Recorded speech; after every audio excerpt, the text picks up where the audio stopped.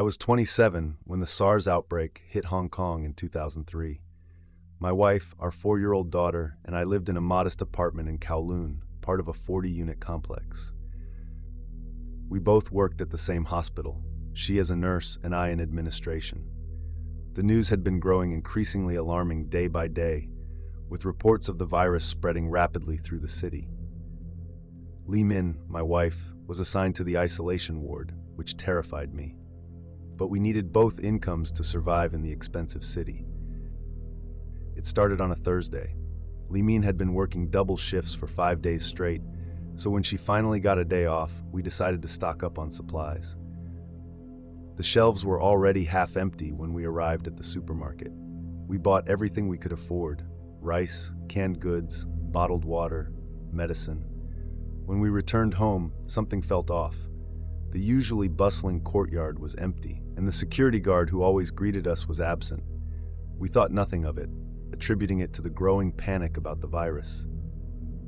That night, I was awakened by shouting. I checked my watch, 3:17 a.m.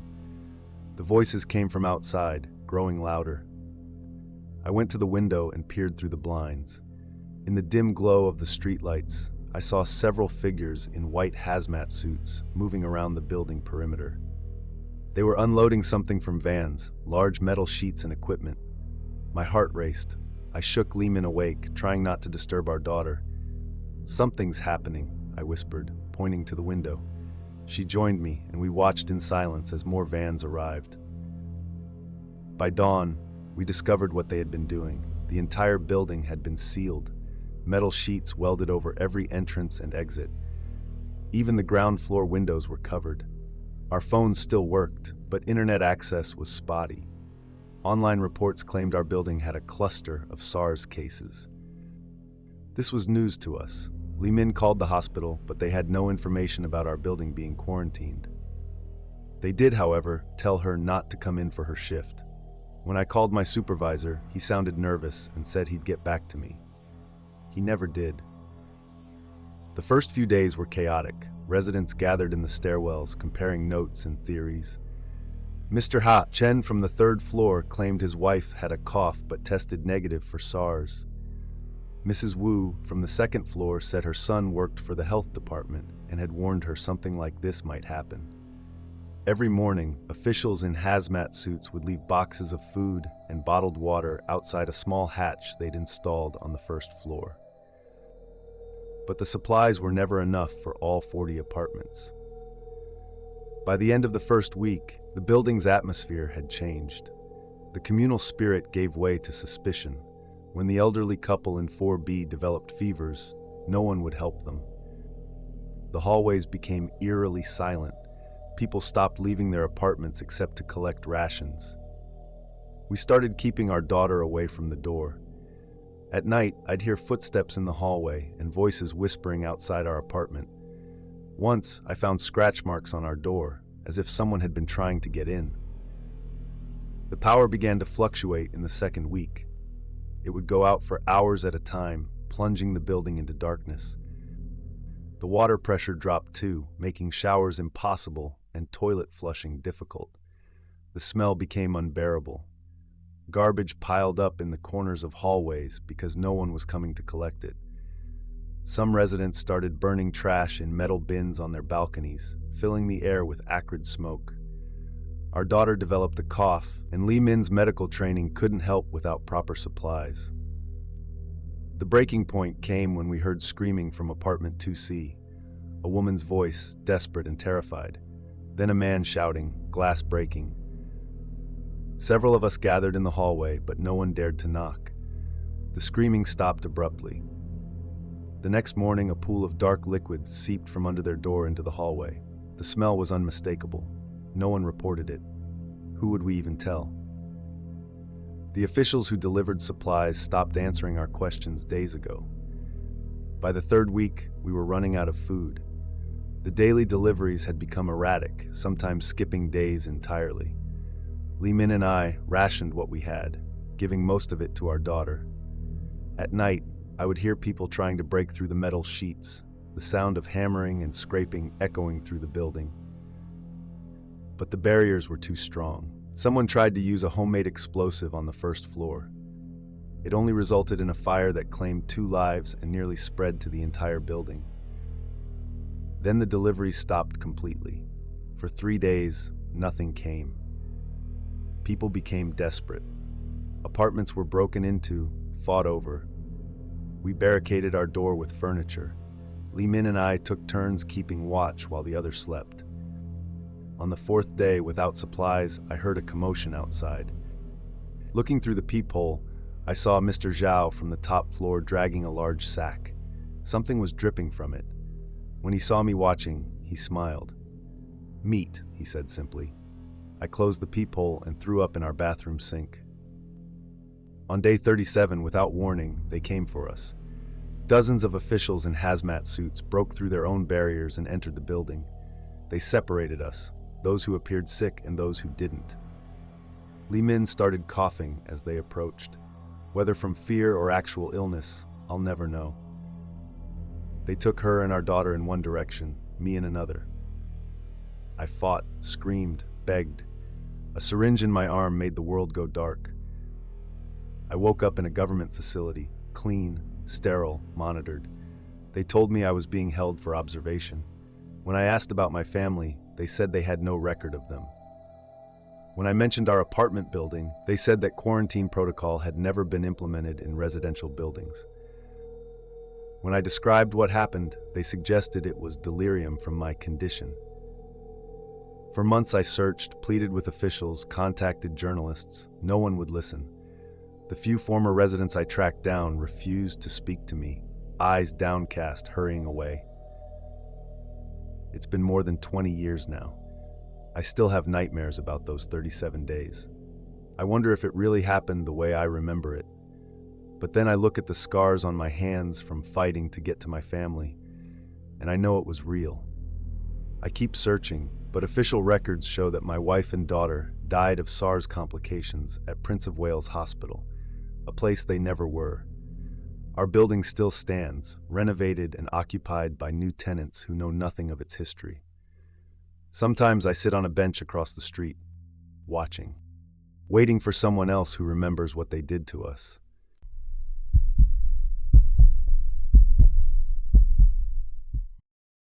February 2020. My wife Susan and I had saved for 2 years to afford the 14-day South Pacific cruise. It was supposed to be our dream vacation, a chance to celebrate our 30th anniversary away from Chicago's brutal winter.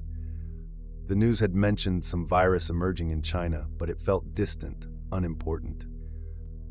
The cruise line assured everyone that enhanced sanitation protocols were in place. Besides, we'd already paid in full, non-refundable. We boarded along with 2,800 other passengers, excited for 2 weeks of tropical islands, endless buffets, and poolside relaxation. The first 5 days were perfect, everything we'd imagined. We visited New Caledonia and Vanuatu, snorkeled in crystal waters, and enjoyed lavish dinners each night. Then came the announcement. A passenger had fallen ill with flu-like symptoms. Nothing serious, they assured us, just precautionary measures being taken. The next day, our scheduled port stop was canceled. Due to local government restrictions, the captain announced through the ship-wide PA system. That evening, hand sanitizer stations appeared everywhere, and staff began wearing gloves and masks. At dinner, nearly a third of the tables sat empty. Day 7 brought another announcement. Several passengers had fallen ill. The ship would be returning to Australia immediately. All onboard activities were suspended, and passengers were encouraged to practice social distancing. By that evening, we were instructed to remain in our cabins until further notice. Meals would be delivered 3 times daily. The captain's voice remained steady, reassuring, but Susan noticed the tremor in it that I missed. "He's scared," she whispered after the announcement ended. "Something's really wrong." The first day of confinement wasn't terrible. Our balcony cabin gave us fresh air and an ocean view. We had TV, books, and enough space to not feel immediately claustrophobic. The crew delivered meals promptly, always cheerful despite their masks and gloves. We called the front desk with questions about our eventual disembarkation and were assured everything was being handled. That night, I woke to voices in the corridor, hushed, urgent conversations, and the sound of wheels rolling on carpet. I cracked our door open just enough to glimpse staff in full protective gear wheeling someone on a stretcher toward the elevator. When I called the front desk to ask what was happening, nobody answered. By day 3 of confinement, the ship had changed. The once immaculate hallway outside our room showed signs of neglect. Our breakfast tray remained uncollected until dinner. Calls to guest services rang unanswered. The TV channels offering ship information had gone static, leaving only old movies and news channels reporting on the growing pandemic worldwide. Susan developed a slight cough. "Just my asthma acting up," she insisted, but I saw the fear in her eyes. The medical center's line went straight to voicemail. That night, more activity in the hallways, more stretchers, more whispered conversations. I counted 4 separate transports past our door. Day 5 brought a new announcement, the captain's voice noticeably strained. Australia had refused our docking request. So had New Zealand, Fiji, and Indonesia. We were temporarily without a destination while diplomatic channels were explored. Internet service became spotty, then non-existent.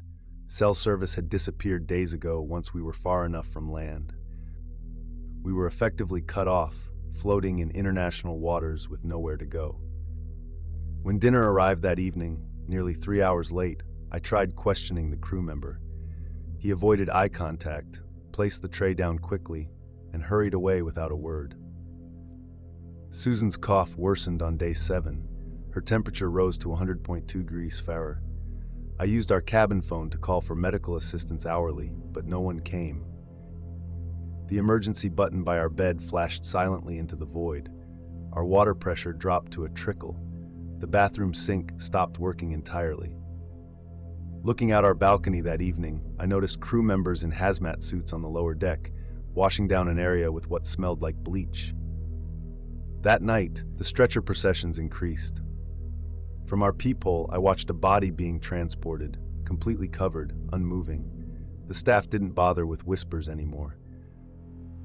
By day 10, meals arrived only once daily, lukewarm soup and crackers left by silent, hurried staff. The ship felt different. The constant engine vibration had changed its rhythm, sometimes stopping altogether for hours. The corridors had developed a smell, garbage uncollected, something worse underneath. Susan's fever hit 103 degrees Fahrenheit.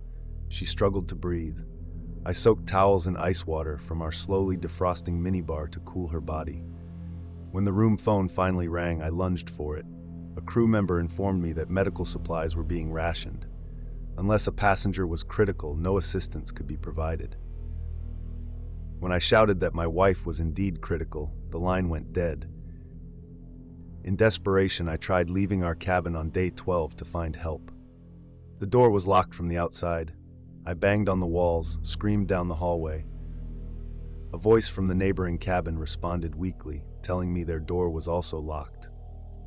"They've abandoned the decks with the sick," the voice explained. "Quarantined us completely." That night, Susan's breathing became shallow, her skin burning hot despite the cold compresses. The ship's lights flickered, then went out entirely for almost an hour. When they returned, the air conditioning didn't. In the stifling heat, I opened our balcony door and saw something that stopped my heart. Crew members in protective gear, tossing what looked like body bags overboard from a lower deck. Dawn of day 14 brought a military helicopter circling the ship. A voice over a megaphone announced that an international medical team would be boarding. By then, Susan's fever had broken, but she remained weak, drifting in and out of consciousness. When they finally came, doctors in full hazmat suits, they took her away on a stretcher. I wasn't allowed to accompany her. They registered my temperature at 99.7 degrees Fahrenheit and moved me to a different observation cabin. Through my new window, I watched military vessels surrounding our ship. Crew members were being escorted off in handcuffs. The full story emerged in pieces. Of the 2,800 passengers, 631 contracted the virus. 142 died aboard, most from lack of treatment rather than the disease itself. The cruise line had instructed the captain to hide the severity of the outbreak, hoping to find a port that would accept them quietly. When passengers began dying faster than they could handle, they started disposing of bodies at night. The ship's logs, later seized by international authorities, revealed the systematic neglect of infected zones to protect healthier passengers and remaining crew. Susan survived, but her lungs were permanently damaged. The cruise line filed for bankruptcy before the class action lawsuits could be resolved. Most of us received nothing. The ship was eventually scrapped at a shipbreaking yard in India. Sometimes I still dream about those nights. The sound of wheels on carpet, the splash in the darkness. Susan can't talk about it at all. The strangest part is how quickly the world moved on. Our floating nightmare overshadowed by the global pandemic that followed. But I remember, every time I see cruise ship advertisements with their promises of luxury and escape, I remember those locked doors, those unanswered calls, and the sound of bodies hitting the water in the dark.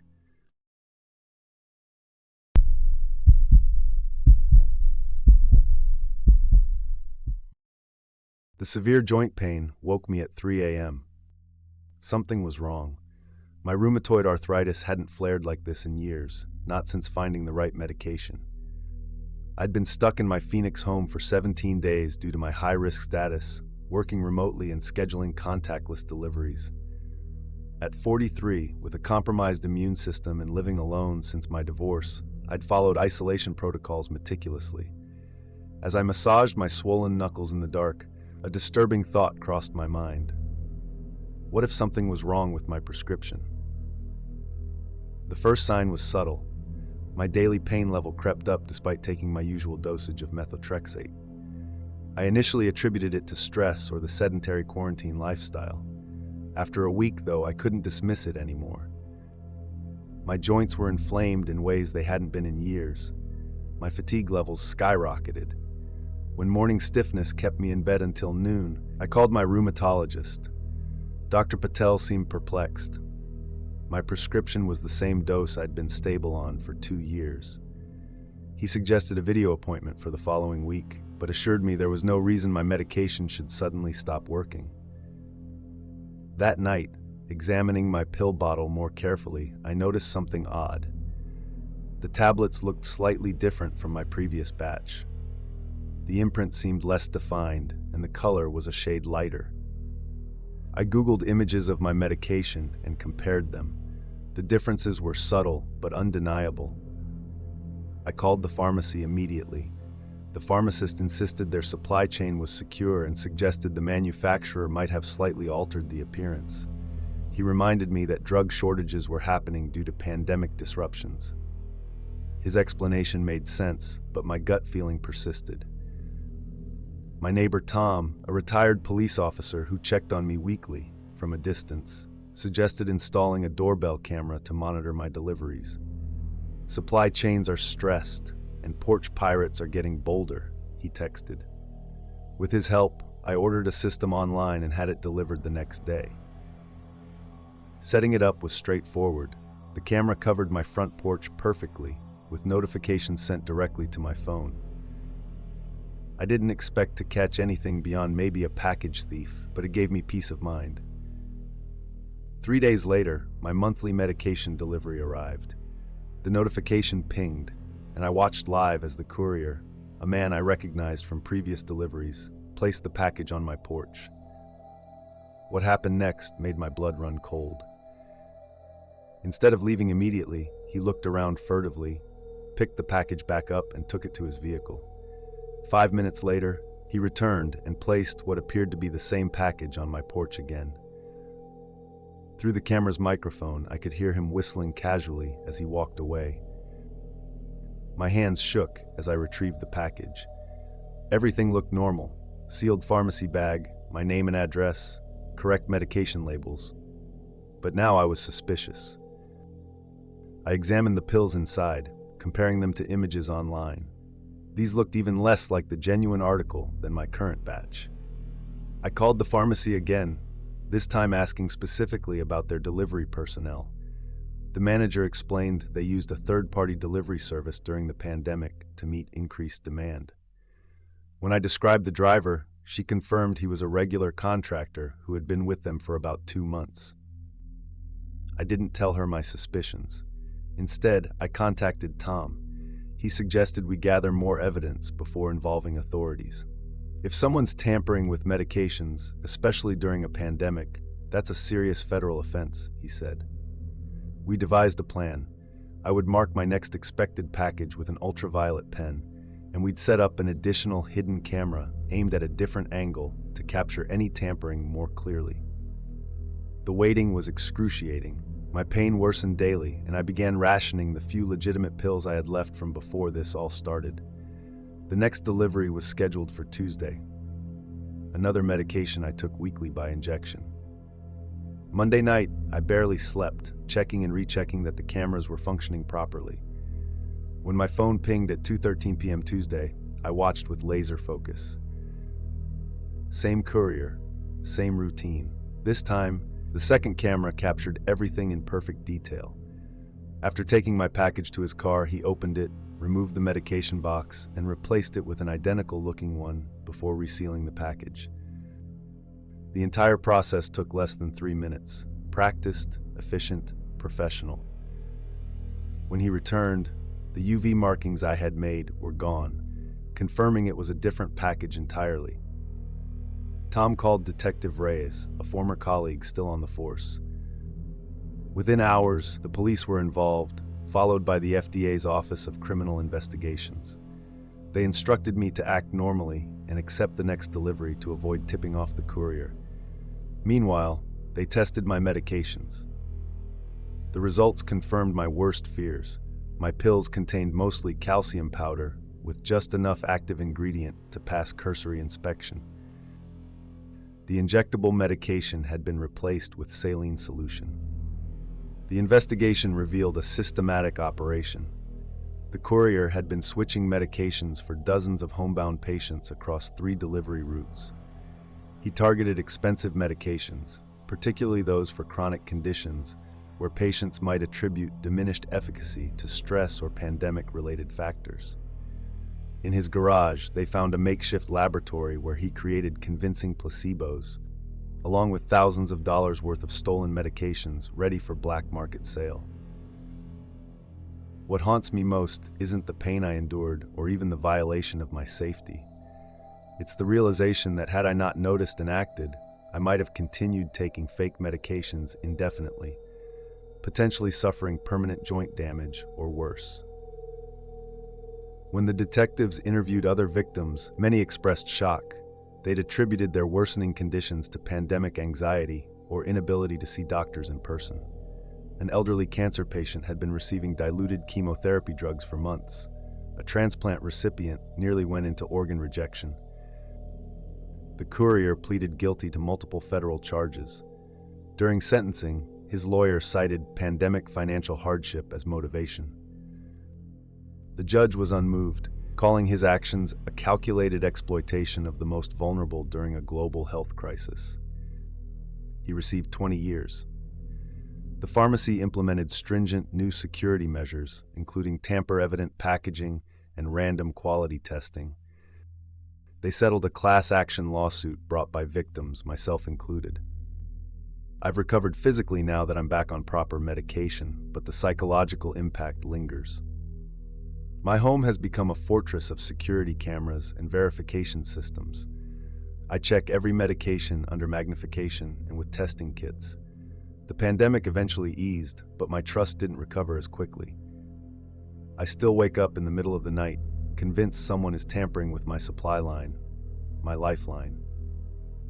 I know it's irrational now, but the feeling of vulnerability when you realize someone has been poisoning you by proxy, capitalizing on your isolation when you're already at your most exposed, that never fully disappears.